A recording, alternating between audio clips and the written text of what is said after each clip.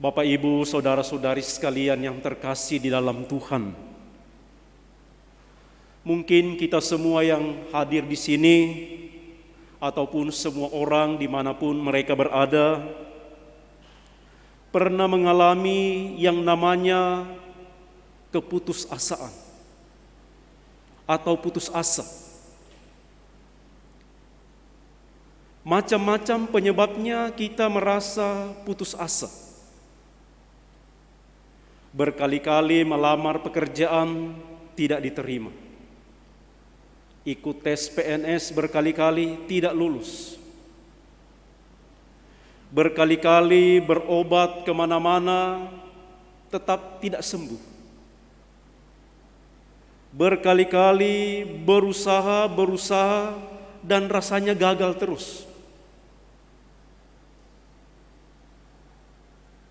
Ketika mengalami putus asa seperti itu, ada macam-macam sikap orang menghadapinya. Ada yang sabar, tabah, rendah hati mengakui kekurangan dan kelemahannya. Ada yang kecewa, ada yang marah, bahkan ada yang kemudian menyerahkan kepada Tuhan, menyalahkan Tuhan. Pengalaman yang sama ibu bapak kita mendengar tadi dalam bacaan pertama. Seorang nabi, dia sudah nabi, tapi juga mengalami hal yang sama. Ia mengeluh kepada Tuhan, ia putus asa, Tuhan ambil saja nyawaku. Aku tidak lebih baik daripada nenek moyangku.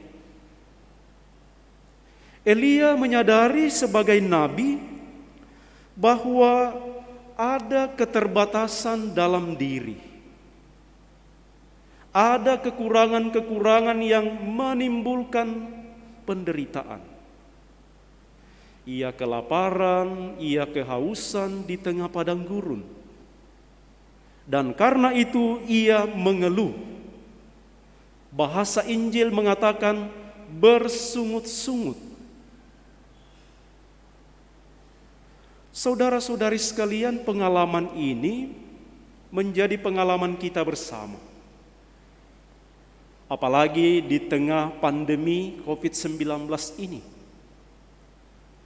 Banyak di antara kita, banyak masyarakat kita, banyak manusia di dunia mengalami keputusasaan menghadapi ini.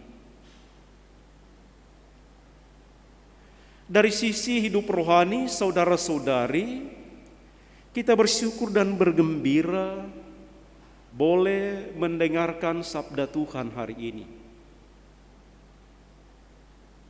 Kita menjadi pengikut Kristus juga mengalami jatuh bangun. Kadang kita merasa, untuk apa saya ke gereja?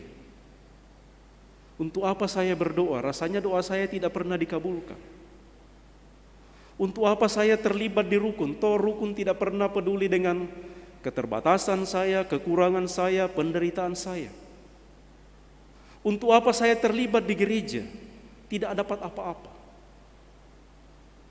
Bapak, Ibu, saudara-saudari sekalian, kita menjadi pengikut Kristus. Kita menjadi orang beriman bukan karena keinginan kita sendiri. Yesus dalam Injil menjelaskan kepada orang-orang Yahudi yang bersungut-sungut, jangan kalian bersungut-sungut. Tidak ada seseorang yang datang kepadaku kalau bukan Bapa yang menariknya datang kepadaku. Dan setiap orang yang sudah ditarik oleh Bapa datang kepadaku, dikatakan, ia akan kubangkitkan pada akhir zaman. Saudara-saudari, dengan kata-kata Yesus ini, kita disadarkan bahwa kita menjadi pengikut Kristus karena Allah yang menghendaki. Allah yang memberikan berkat-Nya, rahmat-Nya kepada kita sehingga kita menjadi pengikut Kristus. Dan Yesus memberi jaminan kepada kita semua yang sudah menjadi pengikutnya, akan kubangkitkan pada akhir zaman. Bahasa yang lain selanjutnya adalah akan memperoleh hidup yang kekal. Dan Tuhan tidak membiarkan kita sendirian menuju hidup kekal itu. Yesus dalam Injil menyebutkan, "Aku akan memberikan makanan sebagai pemenuhan kebutuhan untuk sampai kepada hidup kekal." Elia juga dalam bacaan pertama kita mendengar bagaimana Allah melalui malaikat yang hadir memberikan apa yang ia butuhkan.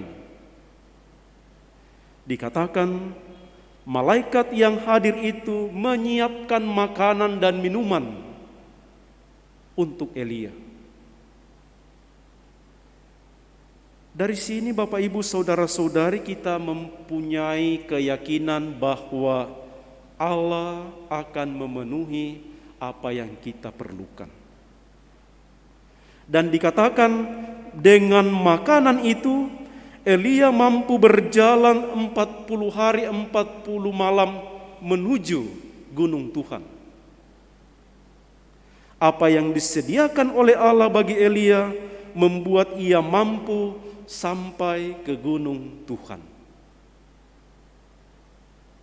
Yesus dalam bacaan Injil mengatakan, "Aku akan memberikan tubuhku sebagai roti yang telah turun dari surga untuk makanan rohani, untuk hidup abadi bagi orang yang percaya."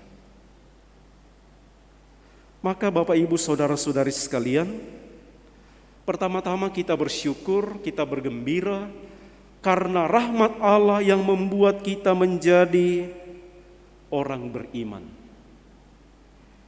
Karena cinta kasih Allah, karena rahmat Allah lah yang membuat kita menjadi pengikut Kristus. Dan Kristus yang kita ikuti itu, ia adalah roti hidup yang telah turun dari surga.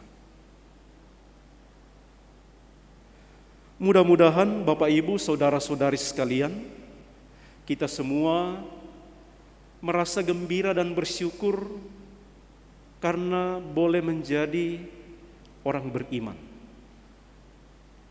Dengan iman itulah kita mempunyai harapan akan hidup kekal, akan keselamatan yang kita rindukan bersama.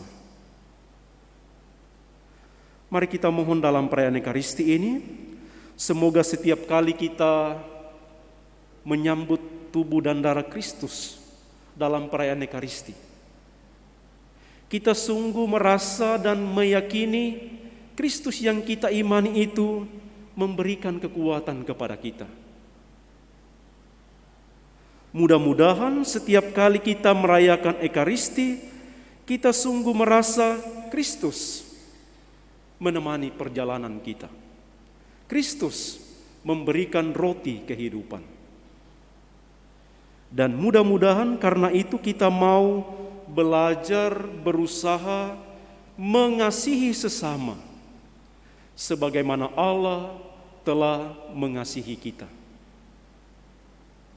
Tanda kasih Allah kepada kita adalah dalam diri Yesus Kristus yang memberikan seluruh hidupnya untuk kehidupan kita.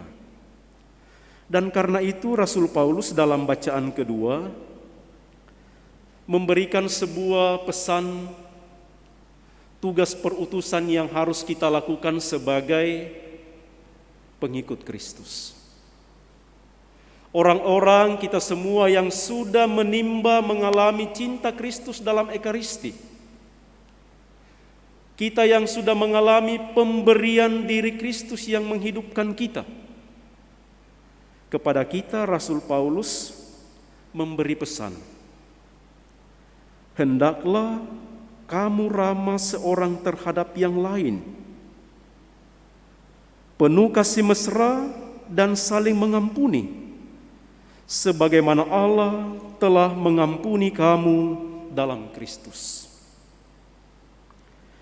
Sebab itu, segala kepahitan, kegeraman, kemarahan, pertikaian dan fitnah hendaklah dibuang dari antara kamu. Mari kita mohon semoga karena rahmat Allah, kekuatan Roh Kudus yang ada dalam diri kita masing-masing memampukan kita setia dan tabah di tengah-tengah pergumulan hidup, di tengah perjalanan, di tengah derita, kegagalan, kesulitan-kesulitan yang kita hadapi. Kita tetap yakin bahwa Allah akan menolong kita. Dia akan memberikan apa yang kita butuhkan. Dan karena itu, kita juga ingin mengungkapkan kebaikan Allah itu dengan kerelaan untuk mengasihi sesama, mencintai orang lain yang kita buktikan dalam perilaku, tindakan-tindakan yang baik terhadap sesama. Semoga demikian.